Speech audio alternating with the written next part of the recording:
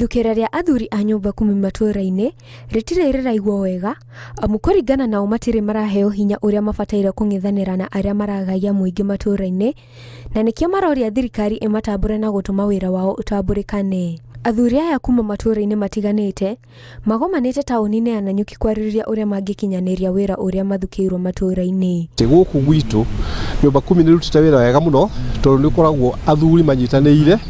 Nyumba 10 inyitanĩire na wabici ya Assistant Chief etagwo Gladson Ndegwa na wabici ya Chief etagwo Duncan Wachira, tukahota kunyitanĩra na uthondeki, wendia na ũhũthĩri wa njohi ĩno njĩkĩrĩre mũkana hamwe na ndawa cia kũrebia ni mamwe ma maũndũ marĩa athuri aya maugĩte mangĩthĩrania mũno angĩkorwo thirikari no imahe hinya makĩria. Wakati hao watu wa Nanyuki walikuwa wamekuja huko kwetu, kuko na mambo mengi sana ambayo tulijifunza kutoka kwao.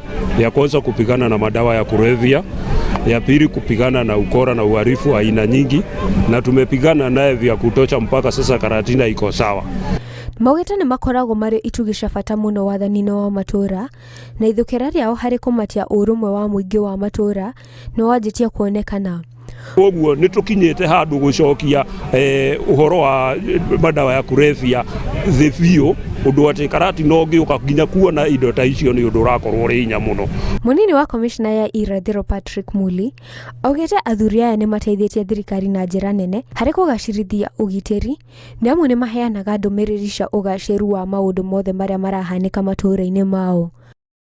Kazi ya nyumba 10 tumeanza kuona matunda yake. Kama Disemba ambayo imepita na hata leo Nanyuki tungekuwa na fiza kidogo sana za uhalifu kwa sababu kupitia nyumba 10 kwa sababu tunaweza pata ripoti yote. Na mambo ya pombe haramu wanaweza tupatia report ambao tunatumia askari wetu wana act upon.